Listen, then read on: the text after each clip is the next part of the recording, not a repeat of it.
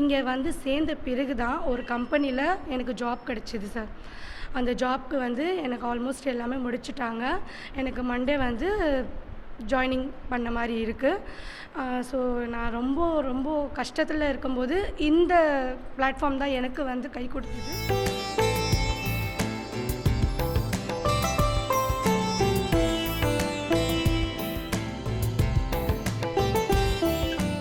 சென்னை பெரம்பூரில் வசித்து வரும் ஹாஜிரா கூறும் வார்த்தைகள் நம்மை நெகிழ வைக்கின்றன.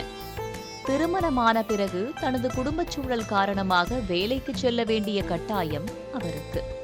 ஆனால் படிப்பு இருந்தும் தனித்துவமான திறன் இல்லாததன் காரணமாக வேலையின்றி தவித்து வந்த ஹாஜிரா விரைவில் வேலைக்கு செல்லவிருக்கிறார்.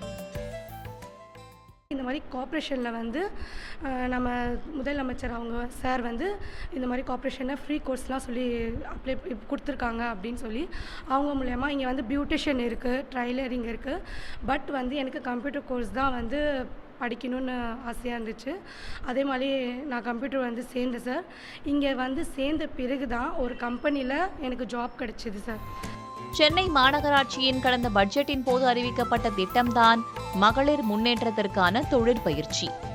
சென்னை மேயர் பிரியா மற்றும் இணை ஆணையர் விஜயாராணி முயற்சியால் கடந்த 4 மாதங்களுக்கு முன்பு புரசைவாக்கத்தில் தொடங்கி வைக்கப்பட்டது இந்த மையம். நாள்தோறும் 250க்கும் மேற்பட்ட பெண்கள் தையல், அழகு கலை மற்றும் கணினி பயிற்சியை இலவசமாக பயில்கிறார்கள்.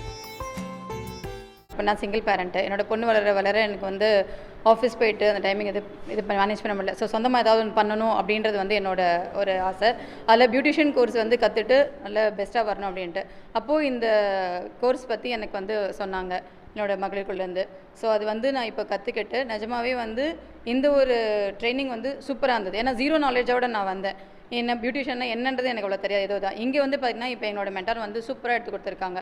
தையல் கலை வந்து ஆரம்ப கட்டத்திலிருந்து ஒரு கச்சிஃபிலிருந்து ப்ளவுஸ் சுடிதார் வரைக்கும் இப்போ இருக்கிற லேட்டஸ்ட்டில் மாடலில் என்னெல்லாம் தைக்க முடியும் அப்படின்றத சொல்லித்தராங்க. ப்ளஸ் ஆரி ஒர்க்குமே நமக்கு விருப்பம் இருந்தால் எல்லாருமே கற்றுக்கலாம். நமக்கு இந்த கற்றுக்கிட்டு வெளியே போனால் நம்ம ஒரு தொழில் தொடங்குற அளவுக்கு நம்மளை வந்து ஒரு மோட்டிவேஷன் பண்ணி ஒரு நம்பிக்கையை கொடுத்து ஊக்கப்படுத்தி கொண்டு போகிறாங்க. 60 வயதாகும் ஜெயந்தி தனது கணவர் இறந்துவிட்ட நிலையில் மகனின் மேற்படிப்பிற்காக தையல் பயிற்சி மேற்கொண்டு வருவதாகவும் இதன் மூலம் தனது கணவரின் கனவை நிறைவேற்ற முடியும் என்றும் கூறுகிறார். எனக்கு வந்து ஹஸ்பண்ட் வந்து என் குழந்தை 12 வயசாக இருக்கும்போது இறந்துட்டார் சார். எனக்கு சென்னையில் எதுவுமே தெரியாது. அப்போது வந்து மகளிர் குழுவில் வந்து நான் சேர்ந்தேன். அவங்க மூலியமாக சின்ன சின்ன வேலைங்க செஞ்சிட்டு இருந்தேன். அதுக்கப்புறம் இந்த இது வந்து தொடங்கியிருக்காங்க ஸ்டூடெண்ட்டு, அது தொடங்கியிருக்காங்க டைலரிங்னு சொல்லி என்னை கூப்பிட்டாங்க.